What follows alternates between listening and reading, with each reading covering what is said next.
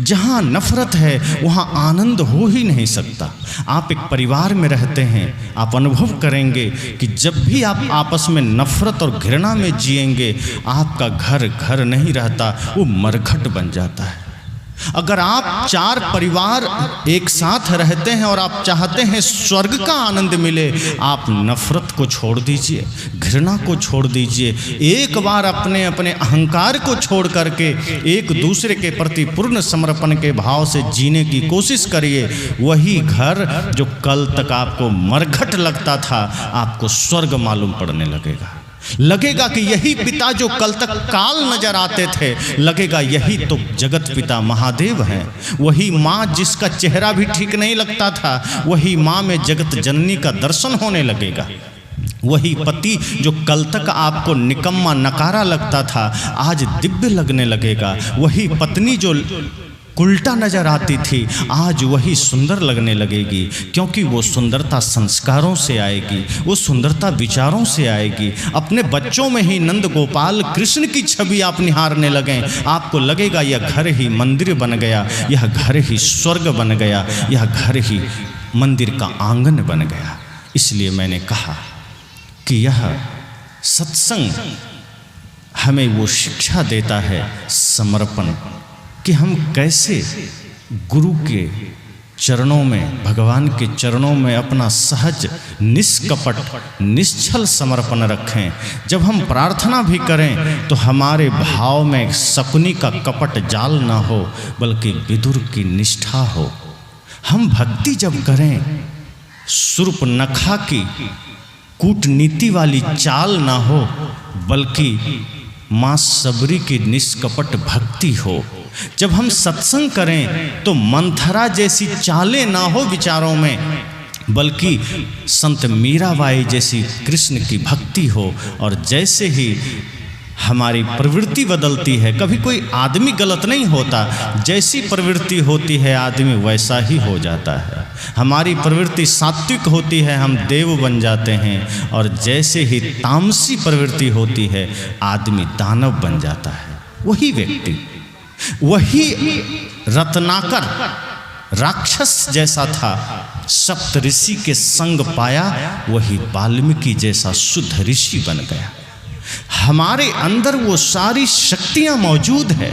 हम जिस क्षण चाह लें, जिस क्षण कोशिश कर लें, हम भी वाल्मीकि बन जाएंगे।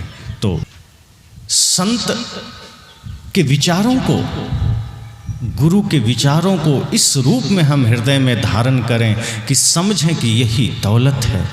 जब हम इसके अनुसार से जीवन यात्रा शुरू करेंगे, जब इसके अनुसार से हम जीवन की यात्रा आरंभ करेंगे, तो आप पाएंगे कि जो कल तक आपके रास्ते में बाधाएं आती थी, जो कल तक आपके रास्ते में विपत्तियां आती थी, आप पाएंगे कि जैसे ही भक्ति को आप हृदय में धारण करेंगे, जैसे ही संत सेवा को, भगवान की उपासना को हृदय में धारण करेंगे, आपकी यात्रा में वो बाधाएं खत्म होती चली जाएगी, वो विपत्तियां खत्म होती चली जाएगी। ऐसा नहीं है कि वो विपत्ति नष्ट हो जाएगी, लेकिन आपके अंदर इतनी भक्ति की शक्ति आ जाएगी, आपके अंदर इतनी प्रार्थना की शक्ति आ जाएगी कि रास्ते का कोई भी प्रतिकूल अवस्था, कोई भी विषम परिस्थिति आपसे टकरा करके चूर चूर हो जाएगी। अभी क्या होता है, थोड़ी सी विषम परिस्थिति आती है हम परेशान हो जाते, थोड़ी सी समस्या आती है हम परेशान हो जाते हैं। हम जीवन में दौड़े चले जा रहे होते हैं, हमारी यात्रा की रफ्तार तेज होती है। जैसे आप कभी गाड़ी से जाते हैं, सब लोग बाइक चलाते होंगे, बहुत से लोग स्कूटी चलाते होंगे, कार चलाते होंगे। जब आप रोड में चलते हैं, आप कभी अनुभव करेंगे, जब आप चल रहे हैं, मान लीजिए 50-60 की स्पीड में चल रहे हैं, या कार में आप 80-100 की स्पीड में चल रहे हैं, और अचानक सड़क में ठोकर आ जाए, ब्रेकर जिसको बोलते हैं, ठोकर, आप क्या करते हैं? क्या गाड़ी को 100 की स्पीड में आप कुदा देते हैं ठोकर के पार?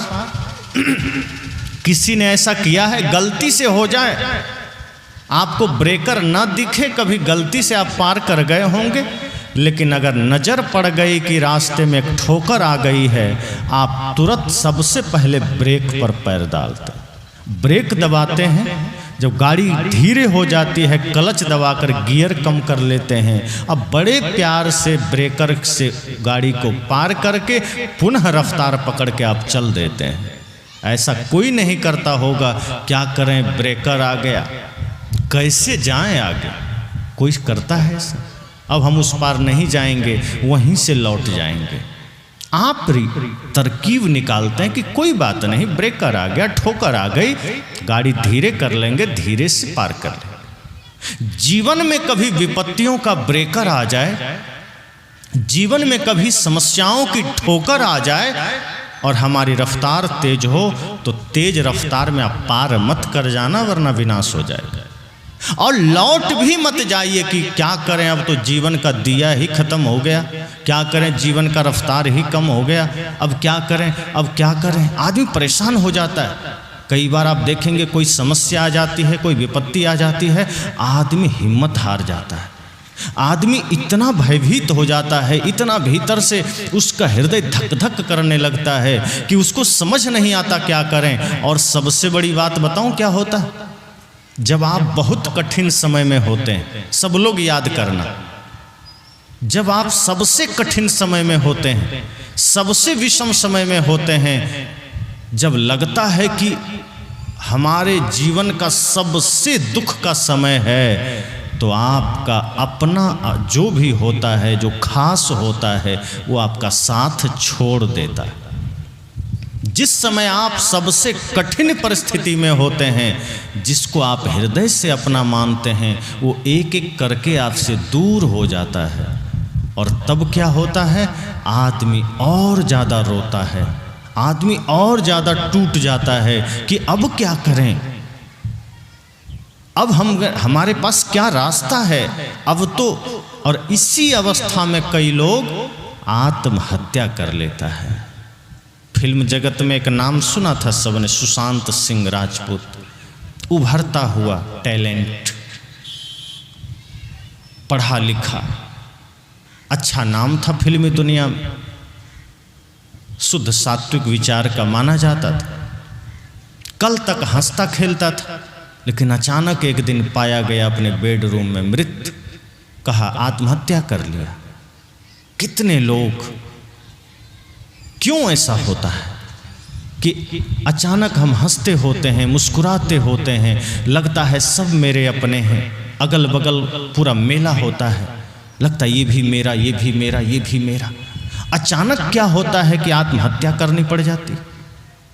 संत कहते हैं वही वो समय होता है जब ज्ञान आपका काम करेगा, जब भक्ति की जरूरत पड़ेगी, जब गुरु के आशीर्वाद की जरूरत पड़ेगी, जब गुरु की कृपा की जरूरत पड़ेगी। वही वो समय है जब दुनिया के लोग तो साथ नहीं देगा। भजन आप लोग सुनते हैं,